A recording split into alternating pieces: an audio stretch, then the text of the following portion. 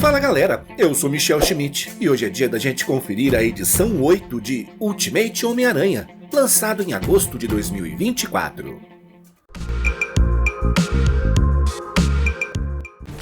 A história começa no mês de agosto.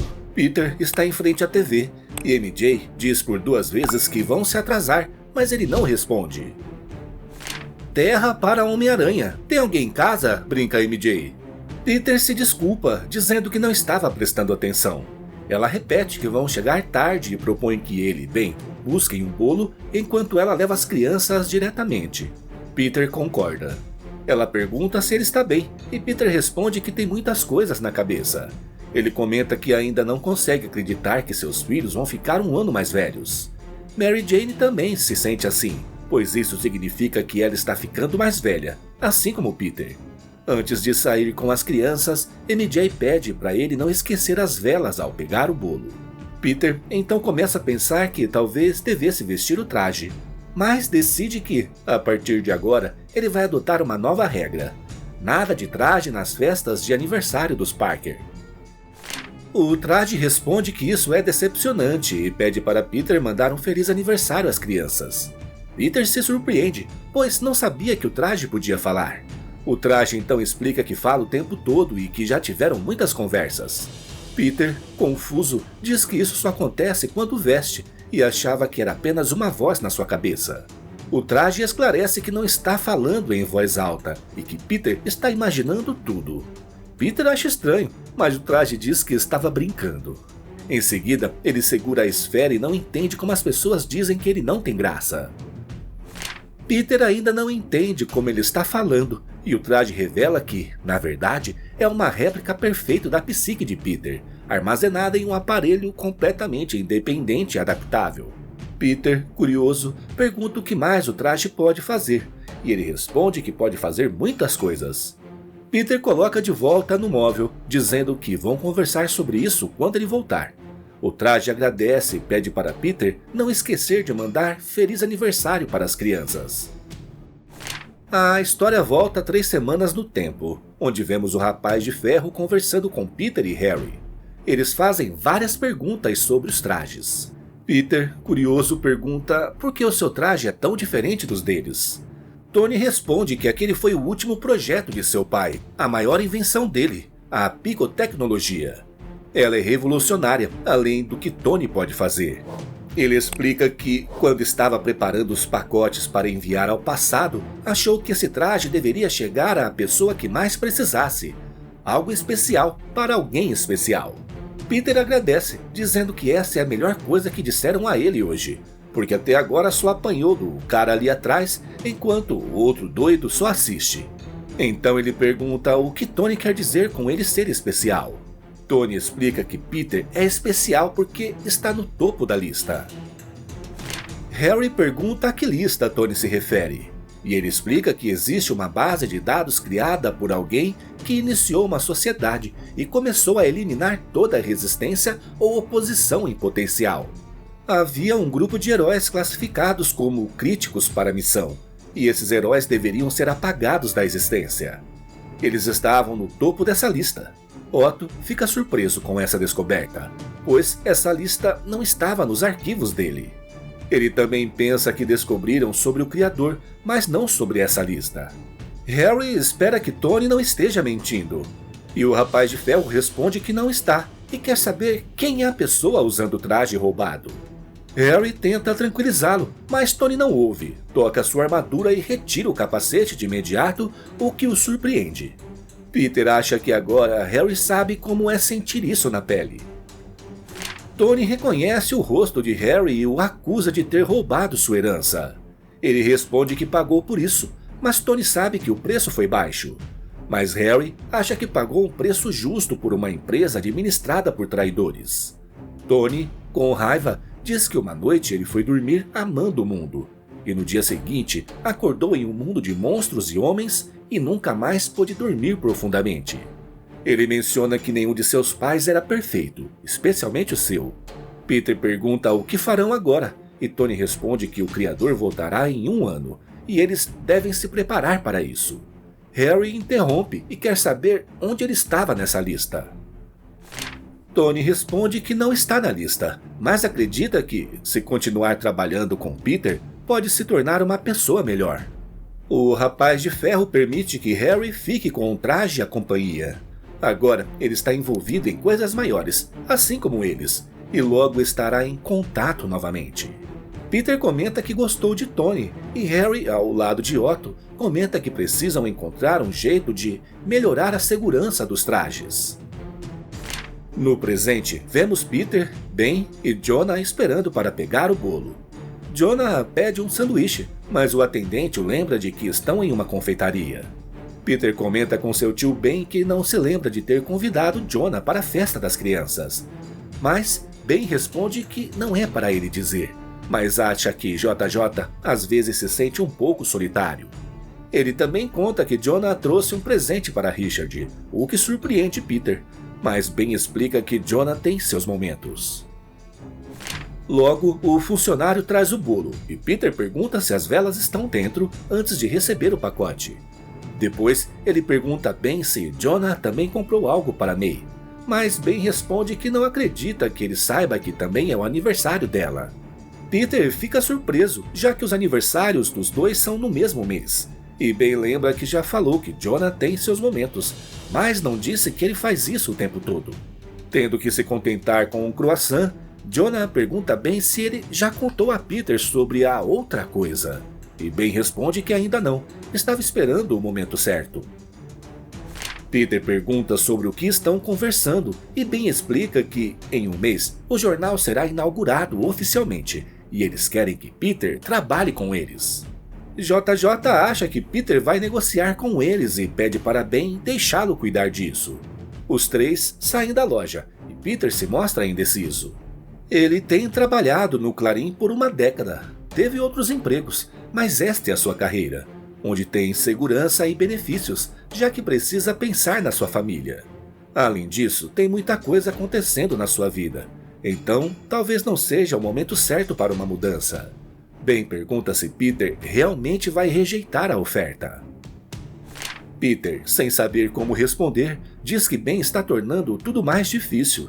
Jonah diz que isso não parece um não, e Ben sabe disso, lembrando que seu sobrinho é um adulto sem medo de tomar decisões.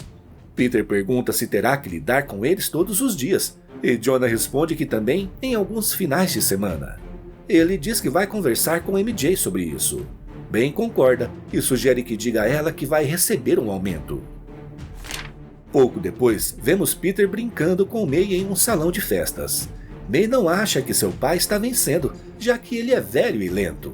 E, também se pudesse, não deveria, já que é seu aniversário.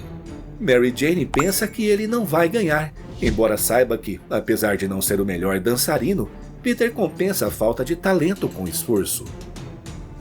Ao mesmo tempo, Jonah se aproxima de Richard, que confessa ao Sr. Jameson que não sabia que ele viria. Jonah responde que normalmente não vai às festas, mas o tio do rapaz pediu que ele fosse junto. Ele diz para não contar, mas acha que seu tio Ben às vezes se sente muito solitário. Richard diz que ele não parece solitário, mas Jonah responde que as pessoas fazem um ótimo trabalho em esconder isso. Richard pergunta se Jameson também se sente solitário. E Jonah, com confiança, afirma que é o homem mais interessante do mundo e que, onde quer que vá, as pessoas o amam. Jonah observa o pacote em suas mãos e diz que, quando tinha a idade de Richard, se sentia sozinho o tempo todo. Não tinha muitos amigos e passava a maior parte do tempo lendo na biblioteca ou na sala de aula. Ele pergunta se Richard conhece alguém assim. Ele responde que talvez e pergunta se as coisas mudaram quando ele ficou mais velho. Jonah responde que ele conseguiu um emprego e aprendeu sobre seu propósito e responsabilidade, e isso influencia como você vê tudo. Ele explica que já não é suficiente ser interessante, encantador ou popular. A maioria das pessoas vem e vai, mas, se tiver sorte, você encontra alguém que realmente se interessa pelas mesmas coisas que você, como aconteceu com o tio Ben. Jonah então abre o presente de Richard, um livro que escreveu.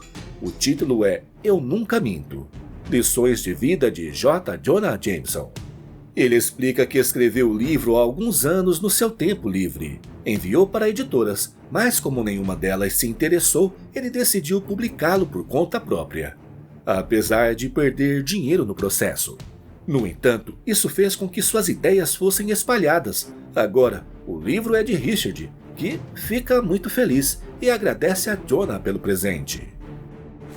Mary Jane pergunta quem quer bolo, e Jameson sugere a Richard que se junte à festa.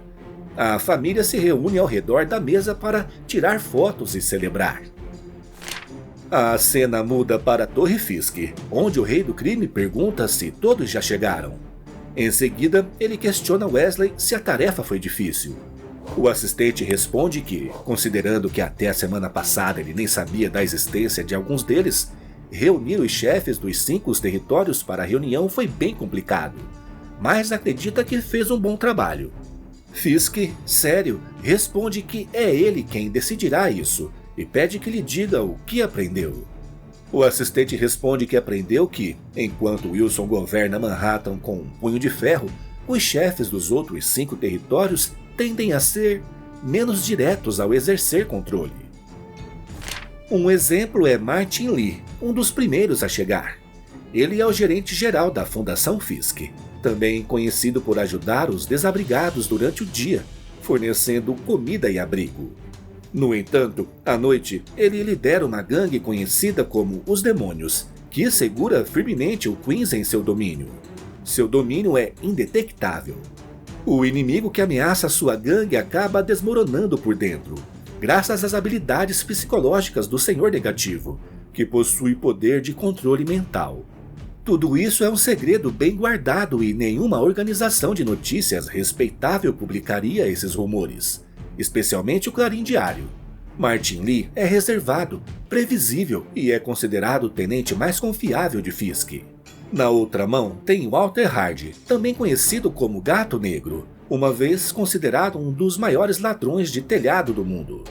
Ninguém jamais conseguiu capturá-lo, e ele se aposentou com grande influência e riqueza.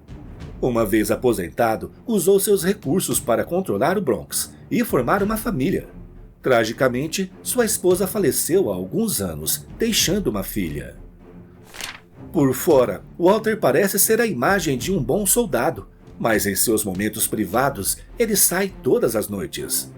Não faz isso por dinheiro, mas por diversão, e suas motivações nem sempre coincidem com as de Wilson Fisk, o que o torna perigoso. Mas não tanto quanto Sergei Kravinov, um oligarca multimilionário. Ele foi excomungado da Rússia durante a ascensão de Rasputin, quando ele foi forçado a deixar sua pátria. Kravinov tem uma linhagem de caçadores e já caçou e capturou muitas criaturas raras, sempre caçando em pares. Ele mata um e salva o outro, mantendo-os como troféus. Um em sua casa e outro em seu zoológico.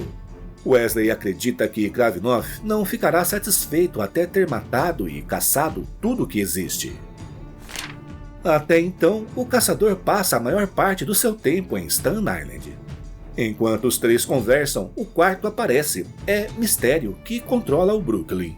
Além disso, Wesley confirma que pouco se sabe sobre ele. Gato Negro pergunta se Mistério ficou mais baixo desde a última vez que se encontraram. Mas ele garante que não. Fisk pergunta se todos estão prontos para a reunião, mas Martin lembra que ainda falta um. Fisk responde que esse membro nunca usa a porta principal. A maioria das pessoas acredita que Nova York tem apenas 5 distritos, mas na realidade são 6. O submundo da cidade é muito maior e as pessoas geralmente acreditam que podem escapar do punho de ferro de Fisk e desaparecer, indo para o subsolo. Mas esse é o domínio de outra pessoa. O Toupeira é o aliado mais velho e leal do Rei do Crime, e ele recomenda que os outros fiquem atentos a ele. Quando entram na sala, o encontram esperando, pois já havia entrado pela chaminé.